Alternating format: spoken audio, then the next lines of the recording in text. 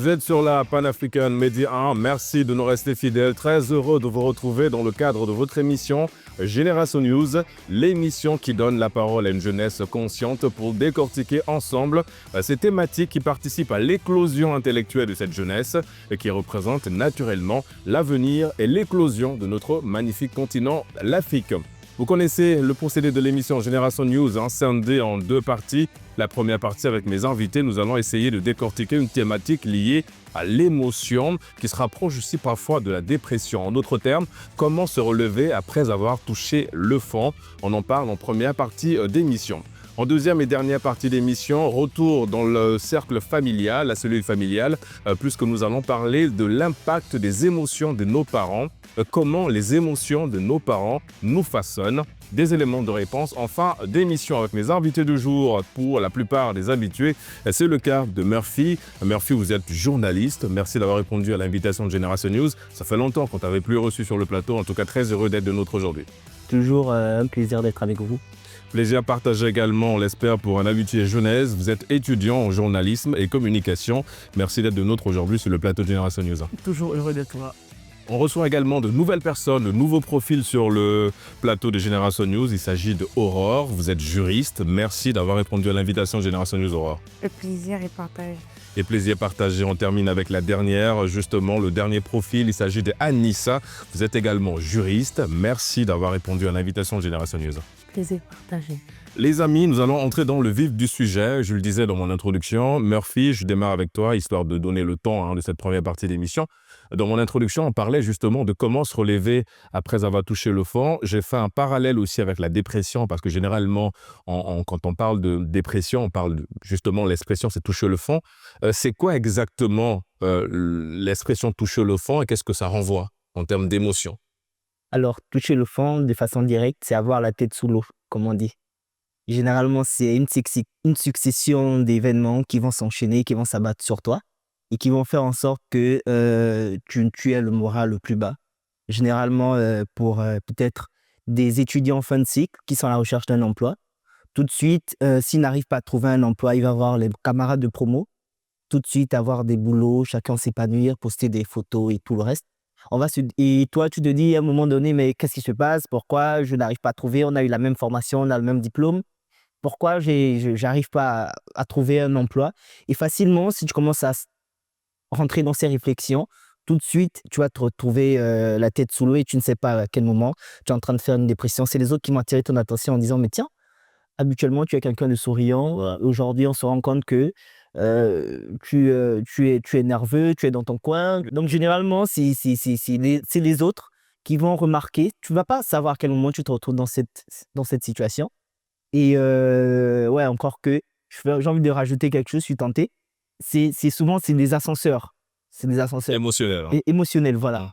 Et tu as certains qui, quand ils touchent le fond, tu vas te dire, mais tiens, toi, c'est ce que tu appelles toucher le fond. Moi, j'ai déjà vu pire que ça et tout ça. Si toi, tu appelles ça toucher le fond, mais écoute, c'est rien. En fait, c'est une question c'est une interprétation. C'est une question d'interprétation. D'interprétation. Parce que le fond pour lui, c'est pas forcément le fond pour moi. Donc, en fonction des personnes qui vont se présenter, en fonction peut-être des statuts aussi sociaux, parce que c'est quand même un critère important. Justement. Le statut social va faire en sorte que toi, tu dis j'ai touché le fond parce que tu n'arrives plus peut-être à enchaîner 3 repas jour. Mais celui qui a l'habitude de faire une journée, voilà, un repas par jour. Ouais. Voilà, lui, il se dit, ouais, c'est pas grave, écoute, tu as touché le fond, tu manges quand même, donc c'est pas... Est-ce que du coup, Anissa, par rapport à ça, par rapport à ce que Murphy vient de dire, est-ce que toucher le fond quelque part, c'est se parler à soi-même, mais de façon négative? Bon, toucher le fond, d'abord, il faudrait savoir que toucher le fond a plusieurs aspects. Je vais plus me baser sur l'aspect psychologique. Ouais. Et lorsqu'on touche le fond, vraiment, ça crée un certain sentiment d'inutilité sur la Terre. Chose qui fait parfois en sorte que certaines personnes qui touchent le fond puissent se pencher au suicide. Donc, toucher le fond, c'est vraiment une chose à ne pas, à ne pas négliger. C'est un aspect qui doit être vraiment pris en compte dans la vie en société. Parce que lorsqu'on touche le fond, c'est c'est quelque chose de... Je vais me baser sur mon expérience personnelle. Ouais. Lorsqu'on touche le fond, on a l'impression que tout nous tombe sur la tête du jour au lendemain. Et Tout ne nous réussit pas. voilà, tout ne nous réussit pas. Et comme je vais rejoindre les propos de mon frère, de Murphy, je vais rejoindre les propos de Murphy en disant qu'il y a certaines personnes qui se disent toucher le fond, c'est, comment dirais-je, Être au plus bas, quoi. être au plus bas que terre. Tandis qu'il y a d'autres qui se disent, bon, toucher le fond, c'est le fait de ne pas avoir ce dont j'ai réellement besoin. Ouais. Donc, Mais est-ce que dans ce cas, Aurore, quand on parle de toucher le fond, est-ce que, parce que Murphy a relativisé en disant qu'il y a pour certaines personnes, ça peut être question d'habitude, donc vraiment, ils vont pas aller au bout de ça. Moi, la question que j'ai envie de te poser, c'est du coup, comment on fait pour se relever d'une situation pareille quand on a touché le fond? Anissa a parlé également de l'extrême de la situation en parlant du suicide, le fait de se ôter la vie. Malheureusement, il y a beaucoup de personnes qui ont du mal à supporter la charge émotionnelle et psychologique dont a souligné également Anissa. Comment on fait pour se relever quand on est dans une situation aussi sombre? Bon, moi, je pense déjà que il faut faire une auto-analyse de sa personne parce que on a toujours conscience d'une part que quelque chose ne va pas. C'est souvent à la suite d'un événement qu'on réalise véritablement que, bah tiens, pourquoi tout d'un coup je deviens solitaire? Pourquoi je ne suis plus avec les autres? Pourquoi je suis comme ça? Et c'est de cette auto-analyse que souvent on remarque qu'il y a des facteurs qui nous entraînent à nous retirer des autres. Exactement. Et quand on se retire des autres, c'est pas forcément parce que on le veut, mais c'est mental en fait. Je pense que ça vient d'abord de la tête. Ensuite, euh, Bah, le corps suit. le corps suit, effectivement. Et les gens autour de nous peuvent aussi faire des remarques qui nous interpellent. Et à ce moment-là, je pense que dès qu'il y a une origine, on cherche toujours une solution. Donc, ouais, identifier le problème d'abord, ensuite apporter des solutions. Et ces solutions peuvent se résumer à quoi? Est-ce que c'est sortir de sa zone de confort, aller un peu plus vers des gens? Est-ce que c'est se remettre en cause? Parce que tu l'as dit, ça c'est la première étape, se remettre en cause, voir ce qui ne marche pas. Mais les solutions, lesquelles tu pourrais par exemple mettre en lumière si on est dans une situation voilà, on a touché le fond. Bon, moi, je pense déjà que comme première solution, il y a effectivement sortir de sa zone de confort. Parce que dès qu'on prend conscience et on sait qu'il y a un problème, on cherche toujours à le résoudre. Ouais. Et pour le résoudre, je pense que premièrement, vu que les gens remarquent par exemple un retrait, il faudrait peut-être Aller vers ces personnes-là. aller vers les personnes. Parce que se sentir à l'aise avec son entourage, ça nous permet de gagner un peu en estime. Bah, et au-delà même de ça, c'est surtout qu'on extériorise tout ce qu'on a emmagasiné. Parce que généralement, quand on est dans voilà, cette situation d'avoir touché le fond, elle l'a dit, on a l'impression qu'on est inutile, qu'on ne sert plus à grand-chose. C'est important justement, c'est d'avoir quelqu'un, une oreille qui t'écoute. Parce que si tu traverses cette situation et tu es seul, tout de suite, mais c'est sûr qu'on va te retrouver, comme elle a dit, voilà, je ne vais pas dire le terme. Donc, il faudra avoir une oreille qui t'écoute. Voilà, expliquer la situation, tu parles, tu dis voilà, voilà ce qui ne va pas, voici ce qui ne va pas. Et au moins, ça te permet d'extérioriser voilà, tes émotions. Et celui qui t'écoute peut éventuellement apporter des conseils, des solutions et t'aider à sortir de cette zone. C'est la première peut-être solution que je peux. Est-ce que du coup, Jeunesse, par rapport à ça, faut-il voir aussi le fait de toucher le fond qu'on peut assimiler potentiellement à l'échec comme étant un catalyseur? Effectivement. Déjà, moi, lorsqu'on parle de toucher le fond, je l'apparente très souvent à la notion de l'échec. C'est-à-dire que c'est à partir d'un objectif qu'on a voulu atteindre. Malheureusement, On n'est pas allé au bout voilà. du processus. Et toucher le fond, c'est surtout un peu le pic, c'est-à-dire l'accumulation des échecs qui fait en sorte, lorsqu'on va d'échec en échec, ça fait en sorte qu'à un certain moment, on se dit que oui, là, j'ai touché le fond. Maintenant, l'élément catalyseur, effectivement, c'est Aurore qui a parlé de prise de conscience. Il y a un problème. De nos jours, il y a ce déni qui fait en sorte que on se dit non, c'est normal. Voilà, c'est normal, ça peut arriver à des jours comme ça. Mais c'est ce déni même qui fait en sorte qu'on ne parvienne pas à réaliser qu'on touche le fond. Mais une fois on touche le fond, comme l'expression le dit, c'est à partir de là qu'on va réaliser qu'effectivement, et il faut revoir la manière de faire. Il faut reprendre le contrôle. Effectivement, quand vous réalisez, c'est vraiment un élément catalyseur pour bon nombre de personnes. Parce que l'échec nous apprend mieux même que les réussites. voilà, que les réussites. Ouais, en fait. Et donc, à partir de cet échec, on comprend, on réussit à voir la faille à travers la remise en question, comme vous avez eu à dire. Et dans cette remise en question, on ressort la faille et on cherche à savoir comment faire pour y remédier. Et on reprend le contrôle. Mais à partir de quoi exactement? Des actions concrètes. Et ça passe par des objectifs qui sont smart. Parce que parfois, ça a échoué parce que... On s'est trop mis de pression aussi. On a visé quelque chose qui est très loin dans le... Et peut-être la temporalité. Parce que l'aspect smart, c'est vraiment important dans l'objectif. Il faut savoir si c'est, surtout sur les derniers points, réalisable, sur la temporalité. Donc, est-ce que c'était vraiment réalisable? OK. Mais est-ce que sur la courte durée que tout est fixé, l'ampleur du projet, est-ce que c'est possible de le réaliser en cette courte durée? Donc, si tu as échoué, ne culpabilise pas autant, en fait. Cherche à comprendre pourquoi ça arrive. Celui qui touche le fond, c'est pas forcément celui qui s'est fixé des objectifs. Hein. C'est des situations de la vie qui peuvent t'emmener à toucher le fond. Donc, c'est pas forcément tout de suite, tu vas te dire, c'est pas pour... Je suis d'accord avec tout ce que tu as dit absolument.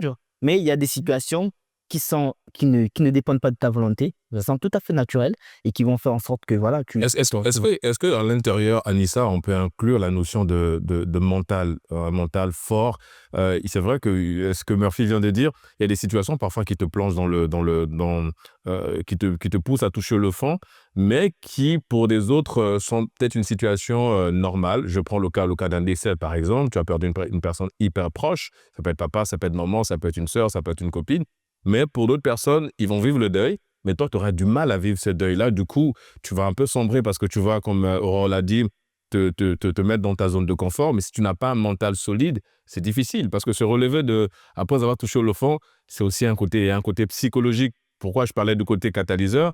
Il faudrait que tu sois en harmonie avec toutes tes forces intérieures. Ça, c'est pas des points. Bah justement, donc le mental dans le process, l'importance aujourd'hui, ma chère Anissa. Bon, le mental dans le processus de toucher le fond, il faudrait d'abord savoir qu'il y a plusieurs... toucher le fond, il y a certaines personnes qui se disent, je veux prendre le cas d'une personne, comme Murphy l'a assez bien dit, d'une personne qui mange 3 fois par jour et une personne qui n'a pas l'habitude de manger 3 fois par jour. Celui qui n'a pas l'habitude de manger 3 fois par jour va se dire, bon, si aujourd'hui je n'ai pas mangé, bon, c'est normal, c'est passé et puis... Basta. Et enfin, lui, il a un mental déjà forgé, quoi. Voilà, lui, il a un mental déjà forgé. Chose qui n'est pas normalisée par certaines personnes. Ouais. Donc, il faudrait d'abord avoir un mental d'acier. Et d'où provient d'abord le mental d'acier? Le mental d'acier provient de l'environnement dans lequel nous grandissons, des personnes avec qui nous nous entourons. Bah oui. Parce que grandir dans une famille dans laquelle, par exemple, il y a plus d'anxiété, plus de peur, ne soyez pas sûr que demain, si une situation se présente à vous, vous puissiez sentir face. Clairement, parce qu'on n'a pas de référent. On n'a pas un référent dans la famille. Donc, il faudrait d'abord avoir un mental, ce qu'on appelle un mental de caïd. Ouais, solide. Un mental très solide, un mental de caïd. Donc, si tu n'as pas un mental de caïd ou encore un mental militaire, parce qu'on dit que les militaires sont des personnes les plus fortes de la société. Donc, si tu n'as pas un mental militaire, c'est difficile d'appréhender certaines situations. Par exemple, perdre un être cher. Pour toi, tu vas te dire, bon, c'est la vie, c'est Dieu qui l'a décidé ainsi. Et puis, on va se retrouver dans l'au-delà avec mes parents, ça va aller et tout. Mais il y a d'autres personnes, le simple fait de s'être attaché à la personne, perdre un être cher, c'est comme faire disparaître son être à lui-même. Exactement. Ça devient très compliqué. Et vous allez voir, il y a des personnes, après la perte d'un être cher, ils sont dans la dépression, d'autres sont dans l'alcool. Il y a d'autres, comme j'ai parlé du suicide, qui sont dans Qui versent dans des vices. Voilà, il y a ce genre de vices, ça devient... Parce que pour eux, c'était cette personne-là qui leur permettait de se retrouver. C'était un exemple pour eux. C'était, comment dirais-je... Un point de repère. Un point de repère pour eux. Donc, il faudrait vraiment, au niveau du mental, avoir un mental d'acier. Ce mental d'acier, Aurore, est-ce que tu l'as eu quand tu as quitté papa, maman, les grandes sœurs, quand tu as dû prendre l'avion? On dit souvent l'aéroport, c'est le mur de lamentation. On pleure beaucoup à l'aéroport. Comment tu as vécu justement cette séparation-là, même si c'est pour la bonne cause? Du coup, le mental, comment tu t'es forgé à devoir vivre loin de papa, de maman et toute la famille? Ah bah ça, c'est clairement difficile parce que moi, je suis hypersensible. Donc, Ouais. me séparer de mes parents, c'était... J'ai d'abord créé une carapace. Je me suis dit, genre, non, je suis forte. Je vais pas montrer aux parents que j'ai peur. Mais après, à un moment, je me dis, ah, je prends vraiment les escaliers. D'accord, mes parents restent. Moi, je sens que... Ouais, les escaliers, c'est au niveau de l'aéroport. Bon, Je voilà. rappelle qu'au niveau de l'aéroport Léon-Bas, dès que tu franchis la barre, c'est fini. On dit au revoir. Et du coup, quand tu es arrivé, est-ce que les premiers jours, les premières semaines ont été difficiles pour toi? Ah non, par contre, je m'adapte très vite. D'accord. Et vu qu'il y a maintenant Internet, on n'a plus trop de distance. C'est vrai qu'il y a la distance, mais on se voit quand même au téléphone. D'accord. Du coup, mes parents, ils étaient tout le temps là à m'appeler, mais surtout ma mère. Parce que mon père, bon, c'est pas trop ça. Oui, bon, tu es plus proche de maman que de papa. Ok, mais attention, papa te regarde donc. Mais justement, je reste avec toi, Aurore. On parle d'avoir touché le fond. On renvoie cette expression à des émotions négatives. Le fait parfois, comme encore l'a souligné Anissa, se sentir seul, on s'isole, on a l'impression qu'effectivement on ne sert plus à grand chose et que personne ne nous aime aussi. On a parfois ces émotions-là. Et comme je disais, en fait, c'est de se parler à soi-même, mais de façon très négative. Ce qui pousse parfois certaines personnes à aller à l'extrême, tu l'as encore souligné, en sautant la vie. Moi, ce que j'ai envie de savoir, c'est que est-ce que toi, tu t'es déjà retrouvé, pas forcément dans une situation sombre, mais dans une situation où tu avais l'impression que le fond, tu l'as touché, ou bien le fond était proche. Comment toi, tu as réussi à mettre en place des mécanismes pour avoir ce mental que tu as aujourd'hui? Ben, je me suis retrouvée plusieurs fois dans cette situation parce que déjà, en permanence, vu que je dis que je suis hypersensible, ce qui fait qu'un petit truc peut m'atteindre. Ouais. Donc, généralement, j'ai tendance à créer une carapace, à toujours sourire pour que les gens ne comprennent pas que dans le fond, ça va pas. Donc, je vais venir, je vais dire, ah ouais, je me sens très bien, je souris. Et les gens sont toujours là, oh, t'as un beau sourire. Ouais, tu portes un masque. Effectivement. Ouais. C'est une carapace parce que je veux pas montrer mes faiblesses aussi aux gens qui sont en face de moi. Mais dans le fond, toi-même, tu sais que dans le secret, tu pleures. Et ça va pas du tout. Ouais, bon, c'est vrai qu'on dit que pleurer, ça soulage, mais pour le cas, ça soulage pas du tout, hein, Aurore. Ah, mais il faut aussi souvent crier, pleurer, c'est important. Mais Ça libère un Mais peu. toi, est-ce que toi, tu vas sur le toit pour crier ou tu cries dans ta chambre? Ah non, souvent j'écoute la musique, donc l'adoration. D'accord. Ou encore, je suis tellement triste que je reste dans mon coin, je préfère lire. L'impact parental, du coup, est-ce que quand tu traverses des émotions aussi dures, est-ce que là, du coup, t'appelles maman, ça passe par le téléphone, on discute beaucoup. Est-ce que maman a un rôle parfois à jouer dans le fait qu'elle arrive à, voilà, à bien jauger les émotions pour qu'il n'y ait pas des débordements te concernant, bien sûr? Je me dis qu'il y a d'autres au Gabon qui ont besoin des parents. Et moi, je suis déjà un peu plus grande parce que je suis l'aînée déjà. Donc, je peux me débrouiller toute seule. Et comment tu gères cette pression-là? Bah, j'écris beaucoup. Moi, j'écris énormément. Donc, quand je suis en pression, à défaut de montrer que je stresse, je préfère écrire. Je vais terminer avec cette question, est-ce que du coup, parce que là, tu es un exemple là, pour tes petites sœurs et tes petits frères, est-ce que tu communiques avec eux dans ce sens-là, dans le sens d'être un peu la grande sœur gendarme, dans le sens où tu orientes pour ne pas qu'ils fassent des bêtises? Est-ce que tu commences à mesurer le poids justement de l'aîné que tu es de la famille? Bon, ce poids, je l'ai toujours mesuré. Ouais. Et du coup, j'ai toujours pris conscience très vite parce que je me dis, je dois être un exemple pour mes petits frères parce que je suis déjà aussi la seule fille. Je suis en Ah. phase d'être la seule fille. Bon, double pression. Dis-moi. Double pression. Mais bon, ça va, si tu arrives à très bien gérer, et je pense que les parents te font énormément confiance là-dessus aussi. Genèse, je reviens à la question que je l'ai posée à Aurore. L'impact parental dans le process de guérison quand on a touché le fond. C'est quelque chose de très important. Moi, par expérience rationnelle, les seules fois où, bon, pas les seules fois où j'appelle mon père, mais très souvent lorsque j'appelle mon père pour demander des conseils, c'est quand je suis au bord des larmes. Et parfois, je lui ai demandé une fois est-ce que c'était normal qu'un jour, parce qu'une fois, c'est sans me rendre compte que les larmes ont coulé. Ouais. Et c'était en rapport avec l'école. Et 2-3 objectifs qui ont échoué comme ça. Mmh. Et une fois, je l'ai appelé pour dire que non, à un moment, en regrettant, je me suis retrouvé à pleurer. À pleurer. Et je me suis dit, bon, ce n'est pas normal en fait. J'ai plus honte de pleurer que d'avoir échoué. Et là, il m'a dit, il faut comprendre que chez un homme, les larmes, c'est normal. C'est une manière de... En fait, c'est une manière de laisser parler ton cœur parce que la bouche n'arrive pas à confesser. Mais un homme, ça ne parle pas, ça agit. Donc, au lieu de passer ton temps à pleurer, voilà, réfléchis à comment faire pour y remédier. Donc, à chaque fois que j'appelle, en gros, il m'a transmis ces émotions-là. On va dire, il y a ce mélange d'émotions entre ce que papa me donne et ce que maman me donne qui font en sorte que je parviens à très facilement à ressortir d'une situation, à très facilement remonter, après leurs conseils. Ouais, donc Ouais. évidemment qu'il y a un rôle très important.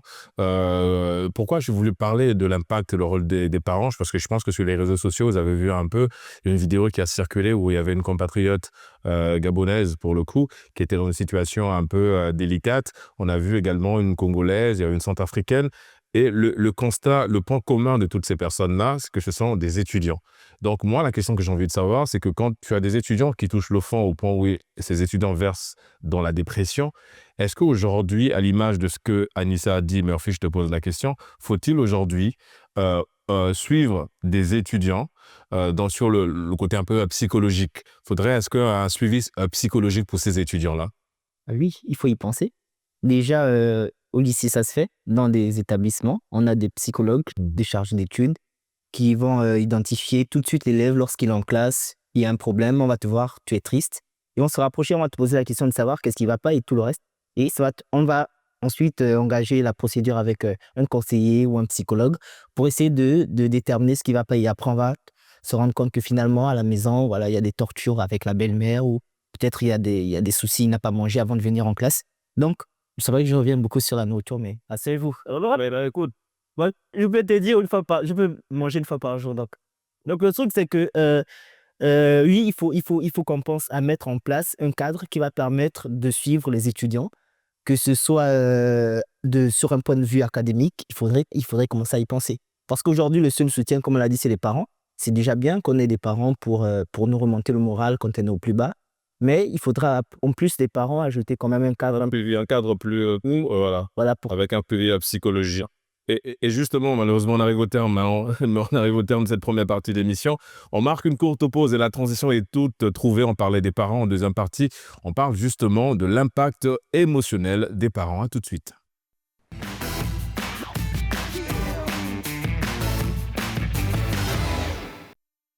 De retour sur le plateau de Génération News pour la deuxième et dernière partie d'émission. Juste avant la pause, je vous le disais, nous allons parler des parents, mais en l'occurrence de l'héritage émotionnel. Genèse, on parle de l'héritage émotionnel de nos parents. La thématique, pour s'accrocher justement à cette deuxième thématique, comment l'héritage émotionnel de nos parents nous façonne? Alors, ça façonne sur un certain point. Je vais prendre l'exemple d'entrée de jeu.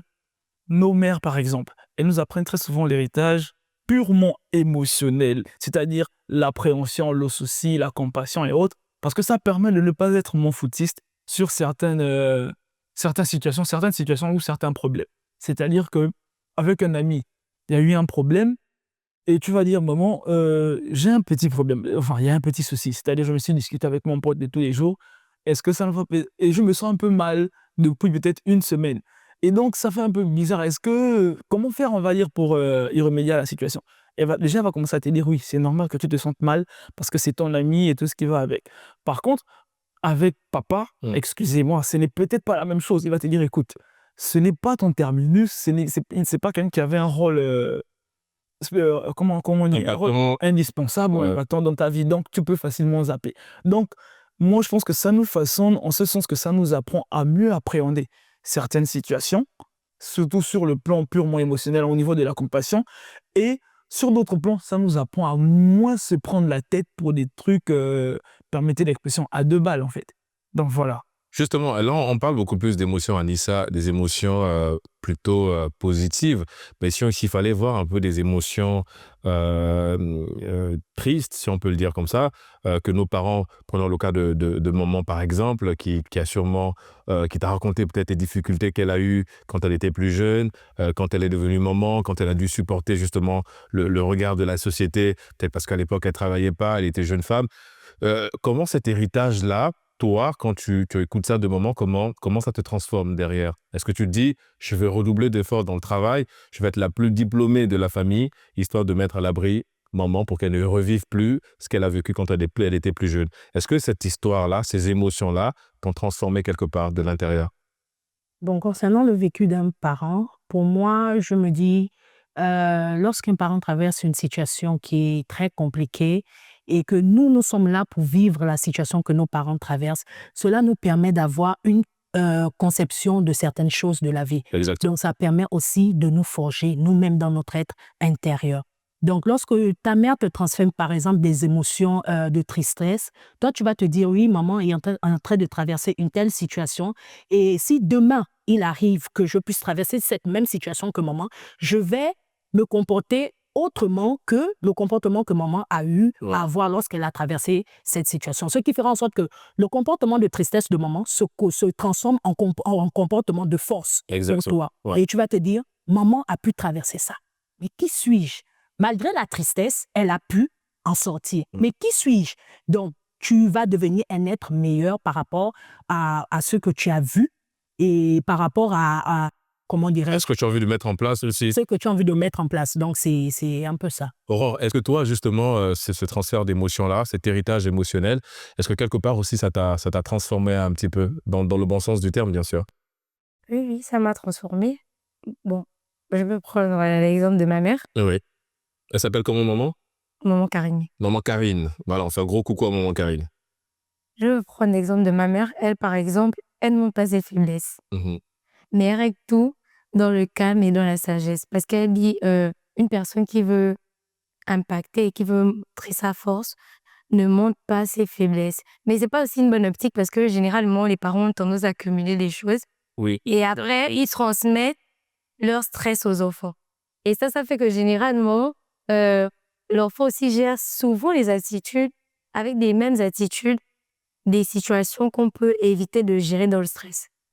Par exemple, moi, je veux dire que ma maman m'a un peu contaminée son hypersensibilité.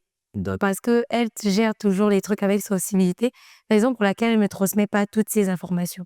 Parce qu'elle ne veut pas que je reproduise la même chose. Du coup, aujourd'hui, je prends les choses avec de l'écart et j'analyse avec un peu plus de force. D'accord. Mais quand tu communiques avec maman, je suppose que toi, en tant qu'aîné, est-ce que tu sens cette transmission-là? Est-ce que tu sens que maman est en train, petit à petit, de te passer le relais dans ce sens-là?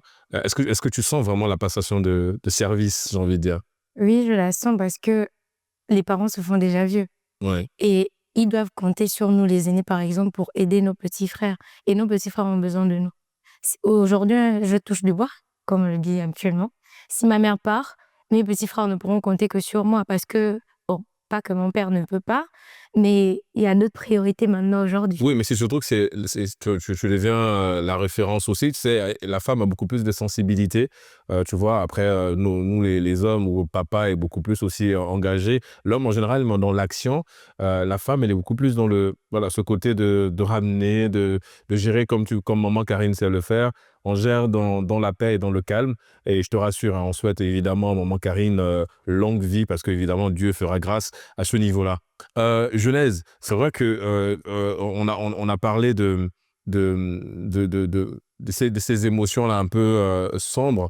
La question, évidemment, je te la pose avant de donner le temps à Murphy de donner son avis, évidemment, sur la thématique. Est-ce que les émotions négatives de nos parents peuvent aussi nous transformer dans le mauvais sens? Bien, bon, peut-être, je ne sais pas s'il faut dire dans le mauvais sens, mais dans tous les cas, comme on dit, c'est quelque chose de génétique, c'est plus ou moins... Bon, je ne veux pas dire que ça va dans le mauvais sens en tout cas, parce que moi, mon père, c'est quelqu'un de... Lorsqu'il se met dans l'état de colère, on a l'impression que c'est quelqu'un d'impulsif. Ouais. Entre-temps, non. Mais c'est juste que quand il se met en colère, ça donne vraiment l'impression que c'est son fort, qu'il s'énerve pour tout. Mais lorsque vous regardez en amont, c'est quelqu'un qui a d'abord eu à cautionner 1 fois, 2 fois, 3 fois, et après, ça finit par revenir. Et moi, c'est ce qu'on me dit souvent, que on a parfois l'impression que toi, tu es lent à la colère. Oui, je suis lent à la colère, mais lorsque je me mets en colère, pour eux aussi, ils se disent qu'à un certain moment, mais finalement, tu faisais semblant de te calmer au départ, mais jusqu'à ce que tu décides d'exploser. Entre-temps, de manière naturelle, j'ai fini par comprendre ça 1 fois avec mon père, que c'est quelqu'un qui a tendance, il cautionne 1 fois, 2 fois, 3 fois, et après, à la fin, il finit par s'exprimer. Et donc, c'est quelque chose qui est arrivé chez moi de manière naturelle. J'ai quand même essayé de lutter contre, mais c'est mon grand-père qui m'a fait comprendre que, écoute, c'est quelque chose chez toi. Tu ne crées rien, en fait. Tu ne crées rien. Tu ne fais que reproduire ce que ton père a déjà reproduit, mais avec plus de... Parce que j'ai un peu vu ce que ça donnait lorsqu'il se mettait en colère. D'accord. Du coup, Murphy, comment l'héritage, toi, de tes parents? Évidemment, quand on parle de parents, c'est large, hein, c'est vraiment au sens très large. Ça peut être l'oncle, la tante, la grande sœur. Comment, justement, ce bagage t'a transformé, toi? Déjà, j'en fais un petit rappel. L'héritage, c'est un legs. Donc, sauf que c'est pas un leg financier ou matériel, c'est un leg émotionnel. Ouais. Donc, des fois, c'est volontaire, des fois, ça peut être involontaire. Et j'ai envie de dire qu'il ne faudrait pas complètement téléverser toutes les émotions sur les enfants. Parce que sinon, ça risque de gâcher l'enfance d'un enfant et de passer à côté de son enfance. Excusez pour la répétition. Donc, tu vas te retrouver avec des enfants, par exemple, au lieu de jouer avec des gamins de son âge, qui vont se retrouver en train de réfléchir sur comment je vais apporter quelque chose sur la table à midi, ou bien qui vont se retrouver à penser comment je vais réconforter maman parce que papa est parti. En fait, c'est un transfert de responsabilité. Voilà, donc je pense qu'il faudrait que les parents quand même prennent des responsabilités pour éviter de transmettre les émotions trop fortes aux enfants dès le bas âge. Oui, à partir d'un moment, oui, l'enfant va grandir, il va se rendre compte que, comme Jeunesse disait, il y a des parents qui sont, c'est plutôt Aurore qui disait, il y a des parents qui ne montrent pas les émotions. Mais avec l'âge, avec le temps, tu commences à comprendre que mais c'est une carapace en fait que maman a, et en réalité, voilà la situation qu'elle traverse. Et pour éviter de tomber dans les mêmes travers, tu vas essayer de peut-être adopter une démarche totalement différente ou opposée. Moi, à mon niveau, c'est plutôt, moi, j'ai tendance à prendre ce qui est bien et à refouler tout ce qui est mauvais. Ça veut dire, si j'ai vu à la maison que papa, il était peut-être violent ou autre, je vais me dire, moi, je vais être l'opposé. Au lieu d'être violent, je vais plutôt être celui qui va être calme et tout ça. Pourtant, si dans l'ADN, c'est peut-être là, il y a de l'impulsivité à l'intérieur qui te dit, mais tu te dis, mais souviens-toi, ton papa, il a fait ça et puis maman n'était pas contente. Donc tout de suite, tu vas te dire, moi, écoute, ressaisis-toi, prends tes pieds, sors de la maison peut-être et tout ça. Donc c'est important de faire le tri, de ne pas prendre tout et que les parents ne téléversent pas tout ce qui est mauvais auprès de leurs enfants. Mais pourquoi en Afrique, on a toujours une perception un peu très éloignée de ces émotions-là? Effectivement, Aurore l'a dit encore. Alors, maman Karine, je pense que l'aspect de l'hypersensibilité, je ne vois pas ça beaucoup plus comme un défaut, mais beaucoup plus comme une qualité. C'est une qualité, l'hypersensibilité. Et justement, mais on a l'impression qu'en fait, sur le continent, on a une perception un peu biaisée des émotions qu'on peut transmettre aux autres. Parce que nous sommes en fait dans une société où on est fort. L'Africain, il est fort. L'homme noir, c'est quelqu'un de fort. On regarde un peu. Au Gabon, on a le conte des femmes, là, comment il s'appelle ça? Le vet. Donc, l'Africain, c'est quelqu'un de puissant, c'est quelqu'un de fort. C'est quelqu'un qui ne montre pas ses émotions. Donc, on est là, on marche un peu dans ça, mais c'est l'hypersensibilité, c'est quand même important. Ouais. Oui, vas-y. Non, mais ce qu'il faut éviter, c'est parce que à force de jouir même de cette hypersensibilité, ça nous expose parfois à la générosité d'âme, mais qui, par extension, nous renvoie à la manipulation. Je comprends. Donc, il faut une maturité. Il faut une maturité. Naturellement, l'hypersensibilité, ça va permettre de comprendre tout de suite la personne qui est en face de toi. Et ça va... oui, moi, je connais... Non, Aurore, ça t'aide beaucoup dans les émotions, cette hypersensibilité? Je pense que je suis tellement sensible que les gens s'en servent. Et j'ai du mal à être rancunière. Donc, par conséquent, les gens continuent à se servir. Mais toi, à quel moment tu dis stop? Je veux dire, à quel moment tu mets une barrière? Parce qu'effectivement, comme Jeunesse l'a dit, quand on est hypersensible, parce qu'effectivement, on a cette capacité dans le partage, on est toujours disponible pour les autres. Et puis, moi, naturellement, il y en a qui viennent se servir, comme tu l'as souligné, mais à quel moment tu dis stop à tout ça? Est-ce que toi, parce que nous, on le perçoit, bon, moi, je suis hypersensible aussi, mais moi, on le perçoit beaucoup plus comme une qualité, parce que toi, tu perçois ça comme l'héritage de maman Karine comme une qualité, ou bien comme une situation, malheureusement, ou comme un héritage empoisonné, parce que là, tu dis qu'il y a des gens qui viennent se servir de toi, ta disponibilité, ta générosité. Est-ce que tu vois ça beaucoup plus comme un héritage empoisonné, du coup? Non, je vois pas ça comme un héritage empoisonné. En fait, il y a toujours des défauts et des qualités. Et je pense que par rapport aux qualités, c'est quelque chose de bien parce qu'on dit d'être souvent au service des autres. Et c'est important d'être toujours là pour les autres parce que on peut être entouré des personnes qui passent par des moments difficiles. Exactement. Et moi, j'aime tellement écouter les gens que ça me permet d'aider aux autres à se libérer, en fait. Certaines personnes se créent des zones d'ombre, certaines personnes sont dans leur zone de confort et ça crée souvent à la dépression, à l'angoisse. Mais ce côté hypersensible permet aux autres de se confier, de pouvoir me dire Aurore, écoute, il y a cette situation, tu penses que je dois faire quoi? Et j'aurais vraiment aimé faire la psychologie. Oui, mais là, c'est beaucoup plus dans un sens mais dans l'autre sens. Parce que celui qui reçoit des émotions, supposons, si aujourd'hui, nous 4, on décide de venir se confier à toi, tu as 4 à gérer. Du coup, c'est encore un surplus d'émotions que tu vas prendre. Parce que lui qui se décharge de ces émotions-là, il les reverse chez toi, en se confiant à toi. Mais toi, comment tu arrives à gérer tout ça? À quel moment tu dis stop, c'est bon, j'ai besoin moi aussi de me reposer, de me reconnecter avec moi-même? Comme je le disais dans la première partie, je préfère souvent écrire. Parce que je me dis que ça me permet de me vider et de permettre encore de recueillir, désolé, ce que les autres m'apportent comme information. Mais comme on dit généralement, un vase, quand il est plein en fait. Oui, ouais, exactement. Et pas quand c'est plein, comment tu vides totalement le vase. Comment quand c'est plein, comment tu... Là, par contre, je transmets mes émotions. Ah, donc tu vas aussi les vider chez quelqu'un d'autre. Ah, Anissa, c'est vrai que, alors, dis-nous un petit peu comment toi, quotidiennement, tu gères ce que tu reçois des autres. Parce que la confidence aussi, c'est un héritage quelque part. On vient te transmettre aussi ces émotions-là. Comment tu gères ça en général quand tu es face à une telle situation?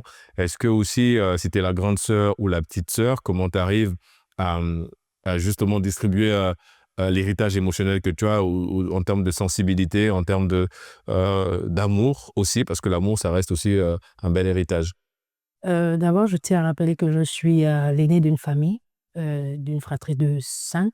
Ah ouais, Et je suis aussi maman d'une grande fille de 9 ans. d'accord. Donc, pour moi, je me dis Double héritage, du coup. Double pression, double héritage. pression. Et donc, je dois transmettre. Certes, j'ai des émotions qui ont l'habitude de me dépasser, mais je dois transmettre le meilleur de moi. Donc, pour gérer, je suis d'abord quelqu'un, j'aime bien écouter. Je prends le temps de laisser l'autre s'exprimer. Mais ça, tu tiens ça de qui? Ça, je tiens ça par contre de ma grand-mère. Parce que ma grand-mère, on peut dire, si on doit parler de leader, et ma grand-mère, c'est vraiment un leader pour nous, c'est un exemple pour nous. Et elle nous a toujours inculqué les valeurs et des valeurs vraiment qui sont très importantes dans la société, mais également l'amour du prochain. Désolée, je suis chrétienne. L'amour du prochain, ça, on me l'a toujours inculqué. Donc, pour moi, quand une personne vient se confier à moi, je prends la peine d'écouter la personne, essayer d'analyser la situation de la personne et lui donner des conseils. Maintenant, pour me vider, qu'est-ce que je fais?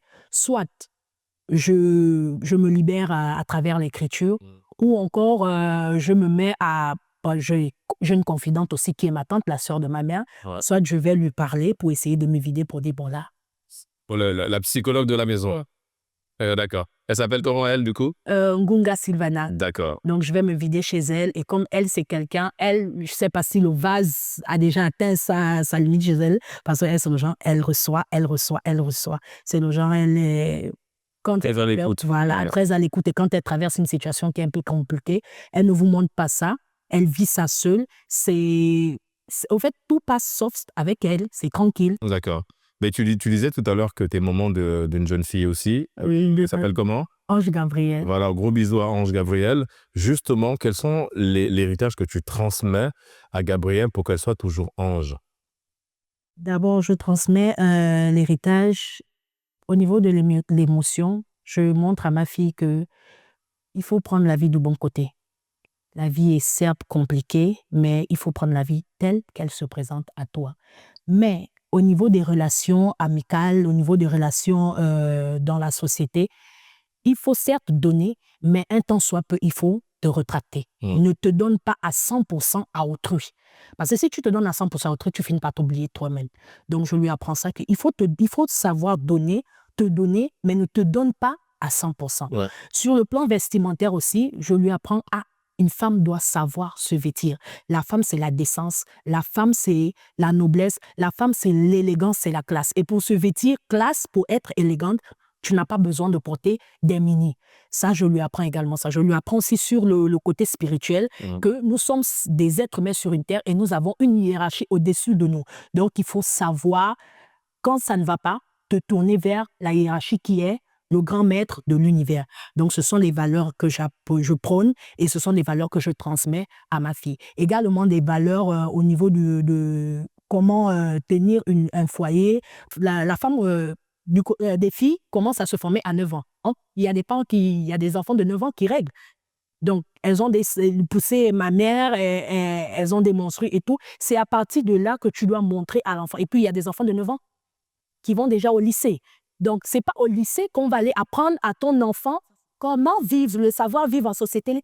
C'est à vous de montrer ça depuis la maison. Comme moi je dis, l'éducation scolaire, ce n'est rien qu'une complémentarité de ce que l'enfant a déjà reçu dans sa maison. Voilà, Bien sûr. ça. Bah oui, ça c'est bien résumé. Bravo, bravo en tout cas à Alissa. Et évidemment, on fait un gros bisou à Ange.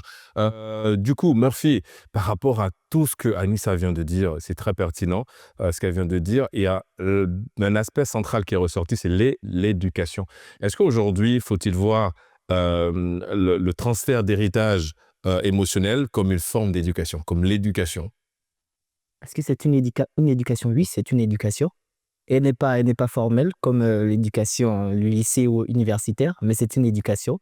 Donc, il faut prendre, il faut une base, il faut une méthode pour la transmettre. On ne va pas la transmettre n'importe comment, comme je l'ai dit à l'entrée. Oui, parce que c'est là la question. Est-ce qu'il faut être sélectif dans le choix des émissions qu'on veut? Qu'est-ce que tu ne vas pas transmettre la colère à ton fils? C'est horrible de me répéter. Comme je dis, il faut sélectionner ce que tu vas montrer à l'enfant, que tu ne vas pas montrer à l'enfant. Donc, c'est une méthode, c'est une éducation en tant que parent. Il faut savoir comment faire le bon mixage pour que l'enfant ait un bon équilibre. Oui, mais on le rappelle aussi, tu es papa d'une petite fille aussi. Justement, comment ça se passe à ce niveau de la transmission émotionnelle? On te sait parce que tu es un habitué de Plateau Génération News. Et puis parce que je te connais très bien en tant que petit frère, jeune petit frère. Je sais que tu es quelqu'un de très émotionnel et que tes émotions, tu les montres généralement. Mais est-ce que c'est du coup avec ta fille? Est-ce que tu es très démonstratif aussi avec ta fille? Alors, je ne montre pas. D'accord. Je ne montre pas ça, tu peux te rassurer pour ça. J'ai des personnes, je suis quelqu'un, comme tu dis, je vais beaucoup parler pour éviter de ne pas me retrouver à tête sous l'eau. Parce que si tu parles avec des gens, tout de suite, ils vont te trouver des solutions, tout de suite, vous allez parler. Donc, tu n'as pas le temps de rester dans ton coin et de sombrer. Donc, c'est une bonne astuce que vous pouvez piquer. Donc, il faut quand même avoir une bonne communication. Mais à l'enfant, je ne le montre pas. Ça, c'est sûr. Je la laisse profiter de sa jeunesse, de son regard. Et quand ce sera le bon moment, je vais dire, tiens, attention, la vie, c'est ça.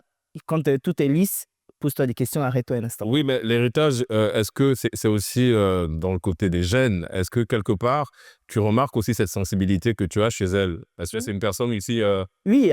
Tu vas voir, tu vois, c'est génétique, on va dire. C'est pour ça, c'est l'héritage. Donc, qu'on le veuille ou pas, ça va se transmettre. D'accord. Donc, tu peux voir, mais il n'y a rien à faire, hein. Tu peux rien faire. Parce que moi, j'avais un truc, je ne sais pas qui l'a dit tout à l'heure. Puis, quand tu as un souci, tu souris, tu es là, tu ne dis pas, tu montres un autre visage, tu mets une carapace. Allez, tout le monde. Et puis, c'est notre société qui veut ça. Ouais, on est obligé de se cacher. C'est Aurore qui parlait justement, de ce point-là. Bon, les amis, malheureusement, nous sommes arrivés au terme de cette émission. Ça allait très vite, hein, je vous le concède. On avait plein de choses à dire, évidemment, sur la transmission. Mais je pense que les grands points ont été soulevés hein, dans l'émission. En tout cas, merci à vous, les amis. Aurore, ça a été un plaisir de te recevoir. Une personne à saluer vite fait. Maman, papa. Ouais, mais vas-y, tu veux saluer? Coucou, papa. Coucou. D'accord. Ok, Genèse, une personne à saluer vite fait. Monsieur et Madame Moka, comme toujours. D'accord, merci. Et Madame Zamba, ma petite fille. D'accord. Allô, et Anissa? Je salue ma grand-mère, ma tante, ma maman et mon oncle. C'était ma petite princesse Ange Baptiste. D'accord. Bon, on salue évidemment toute la famille au village. En tout cas, vous l'aurez compris, c'est la fin de cette émission Génération News. Merci de l'avoir suivi. Ça a été un plaisir de vous accompagner pendant 44 minutes pour décortiquer ensemble ces thématiques hyper importantes. Et d'ici là, n'oubliez pas, quoi qu'il arrive et quoi qu'il advienne, gardez le sourire en compagnie de nos programmes.